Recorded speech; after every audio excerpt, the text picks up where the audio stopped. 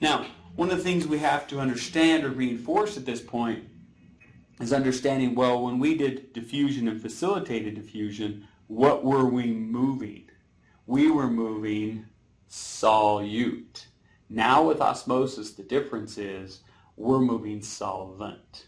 So, diffusion, facilitated diffusion, the movement of solute with or along their gradient. With osmosis, movement of solvent. Okay, so that's an important piece. Now, one of the things that happens with passive transport is the goal of passive transport is to reach equilibrium. So what I mean by that is, let me kind of graphically reinforce this.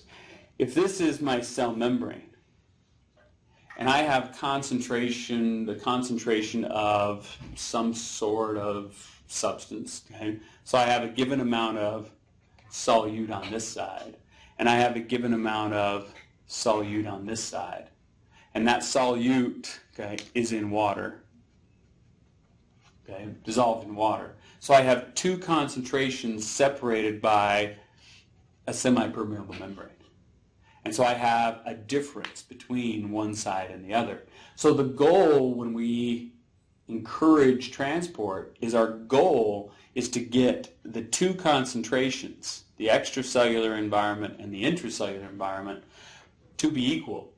And so once I've got the same amount on each side, but better said, when I've got the same concentration on each side. Does that make sense? When I've got the same concentration on each side. For example, if I said I've got a cup full, 8 ounces. Okay, I got 8 ounces of a 10% salt solution. Okay, and that's all I've got is 8 ounces. And then over here in this giant tub, okay, I've got 80 gallons of a 10% salt solution. Okay, let's look at that. Okay, I'm going to go down here a little lower. So if I've got 8 ounces of a 10% salt solution, and then I've got over here, I've got 80 gallons of a 10% salt solution. Now my volumes are not equal, I understand that, but my concentrations are. So I have a given concentration and a given concentration. And we discussed solution concentrations in percentages. That I've got 10 grams per 100 mils on this side. Oh, and I have 10 grams per 100 milliliters on this side. So my concentrations are equal. So it really doesn't matter whether or not my volumes are equal. It's my concentrations that are important. That the concentration between the outside, the extracellular, and the concentration of the inside, the intracellular, that they are equal. And that's what passive transport is trying to achieve. That I've got a given amount of something on one side, and it wants to move to reach equilibrium with the other side. And once it reaches equilibrium, that passive transport stops. So the bigger the difference, the faster it's likely to occur. Okay? The smaller the difference between one side and the other, then the slower it's likely to occur. And so it's that relationship. And so we want to look at those concentrations and compare how concentrated is this side and how concentrated is this side. And those solutes, if it's diffusion or facilitated diffusion, are going to move one direction or the other to equalize that. So our difference now, as we talk about osmosis, and we can define that saying that osmosis is the diffusion, okay, of solvent across the semi-permeable membrane. So when we moved solutes, it was diffusion and facilitated diffusion. When we move water, okay, when we move solvent, it's now osmosis. But the goal is still the same. The goal is still getting the concentration, okay, of the two solutions to be equal, but now we're just moving something different. Instead of moving the solute, we're moving the solvent. So in that situation, it's when the water can move across the cell membrane, yeah, but the solute cannot. So in our graphic, if we were allowing diffusion, that means my solute molecules move. But if I'm not allowing, because notice that in this case I've got these big sugar molecules and these little degree of permeability of this membrane. See how there's no way that those big molecules can fit through those little holes. But water can move. So now water is going to move to equalize those concentrations. Now here becomes the confusing part. Let's say you were making lemonade and you had two pitchers, and you put the same amount of water in both. But in one, you put 1 cup of your lemonade powder, okay, and in the other one, you put 2 cups. So one has more solute than the other does. But you started with the same amount of water. But one, obviously, well, both are going to taste different than each other. One's going to have a little more watery taste, and one's going to have a little sweeter taste. So let's say that you had those two, okay, and I'm going to go to my drawing, okay, and look at this a little bit and say, all right, let's say we had big container, semi-permeable membrane down the middle. Semi-permeable membrane does not allow, sorry, I got 2 dots in there from the previous page, okay, does not allow movement of solute, but does allow the movement of water. Okay, because I'm not allowing solute, it's not diffusion, it's not facilitated diffusion, but I'm allowing water to move. So this is going to be osmosis. Okay, and I want you to think through this from the standpoint of, all right, if I have lemonade solution A and I have lemonade solution B, and I had, originally, I had the same amount of water on both sides, but on this side, side A, I put 1 cup of lemonade powder, but on side B, I put 2 cups of lemonade powder. Do I have 2 solutions of differing concentrations separated by a semi-permeable membrane that is not allowing solute to move? I do. But I am going to allow solvent to move. So here's the question, okay? Because we always say, well, it's going to move from high concentration to low concentration. But this is why I tried to reinforce of the thing you're moving. And so the question here is, what, with osmosis, where is the higher concentration of the thing we're moving? Well, in osmosis, we're moving water. So we're moving from where there's more water. Okay, now think of something that has more water in it. Is it more concentrated or more dilute? Okay, it's more dilute. Something that has less water, it's more concentrated. So in that situation, if osmosis was to occur, what direction would water want to move for the goal of reaching, equilibrium between our 2 solutions that we have? Okay, well, if I have 2 cups of solute and I have 1 cup of solute, which one is more dilute? Solution A is more dilute.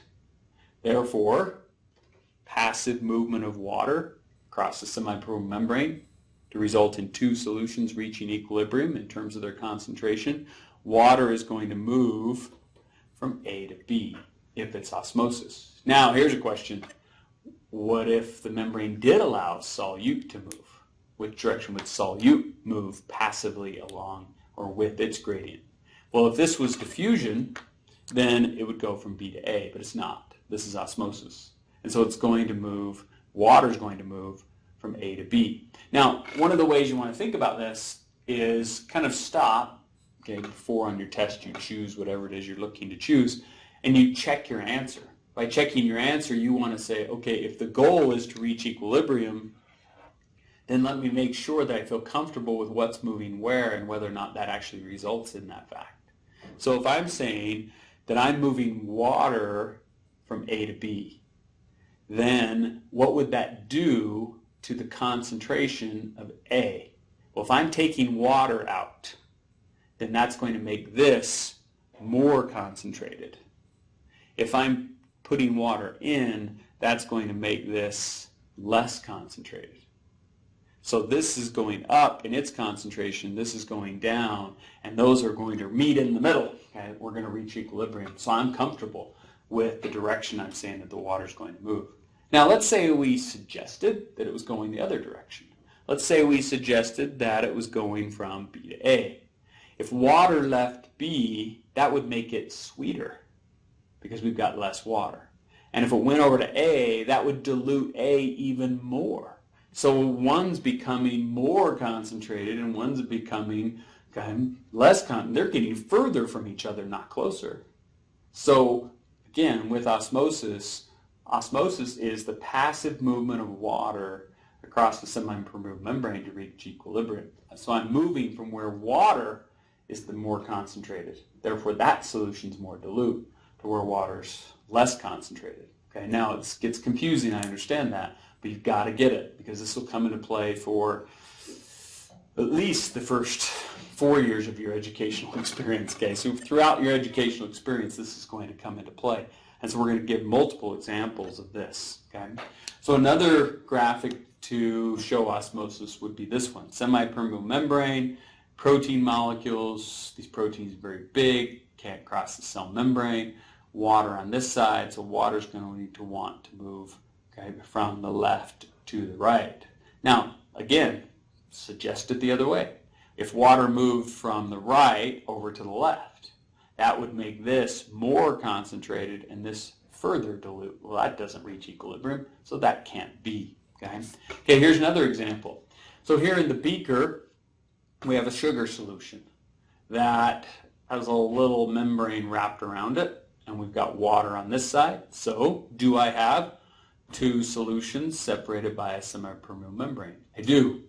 And so I've got water here, I've got a sugar solution here.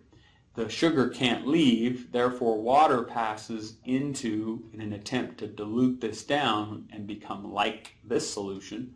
And so what results is the water rising within the container.